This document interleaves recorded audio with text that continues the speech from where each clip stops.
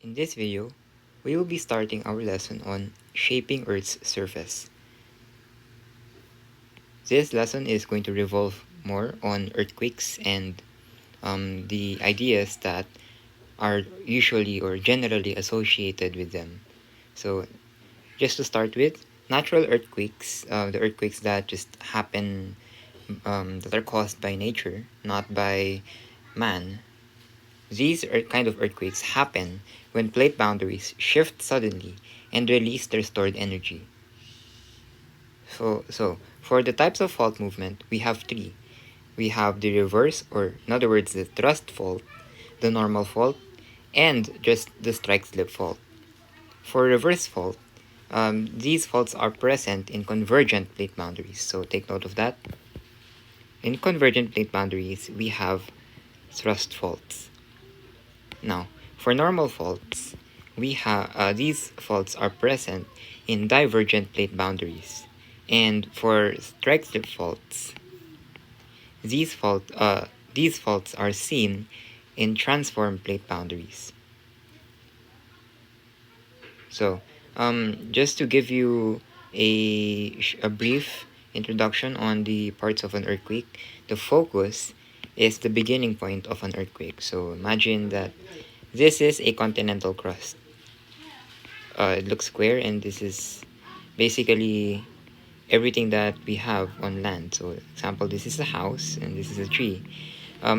Assuming that we have an earthquake that happened here, somewhere below. So, this is the crust, this is the mantle. So, this is where convection happens. The focus is this one, the beginning point of an earthquake. On the contrary, this is the epicenter. This is the point on the Earth's surface that is directly above the focus. And the seismic waves, I'm not sure if I mentioned it correctly, seismic, but basically these waves are the felt vibrations after an earthquake happens. So these seismic waves are what we feel whenever an earthquake happens, and that's a go signal for us to initiate our earthquake protocols. So, in terms of the earthquake waves, the earthquake waves start with our body waves. So, we have two body waves. One is the primary waves, which have a push and pull motion, and secondary waves that have a motion of up, down, zigzag. For the land waves, before I proceed though, body waves, these are the waves that we actually we don't actually feel these waves because they're still below the ground. What we feel are the land waves. So these are the waves that we feel once the waves reach Earth's surface. So for land waves, we have love waves and Rayleigh waves, or Rayleigh waves. For the love waves, as far as I remember, love waves are the fastest waves compared to the other waves that are here. So for the Rayleigh waves, they move along the ground in rolling motion. So yeah, let's proceed. The seismograph is used by seismologists to detect time, and measure Earth's movements. These machines make seismograms. So seismologists read seismograms, and that's where they collect data about a current earthquake. So, in terms of measuring earthquakes, we have two scales so far. The Mercalli scale, which measures the intensity or the destruction that earthquakes did to man-made structures.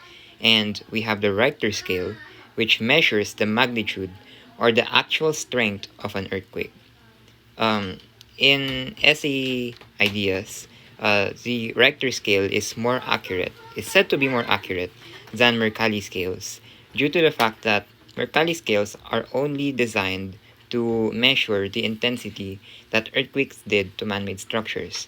Please note that cities from all around the world, the structures of a particular city may be different from compared to another city. So yeah, I won't be making examples since there may be subjective claims on it. So I do hope that you understand the general concept about it. The Richter scale is more accurate because it actually measures how strong an earthquake is.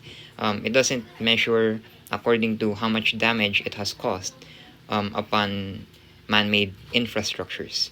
So let's proceed to knowing that steel is the most common building material and it remains stable during earthquakes. So steel is widely used in the making of skyscrapers, and yeah, man cannot predict or control earthquakes, even though that we have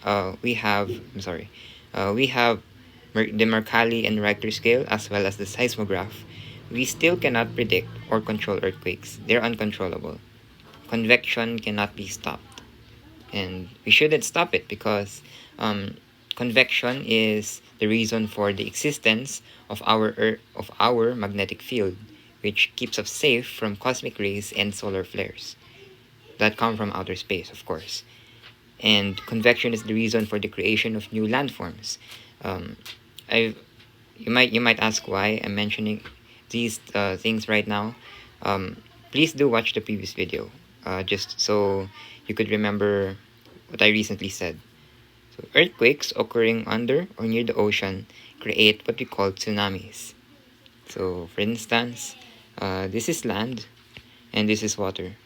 And when an earthquake happens on an oceanic crust, usually the reaction of water would be the water will recede at the coastlines, and suddenly these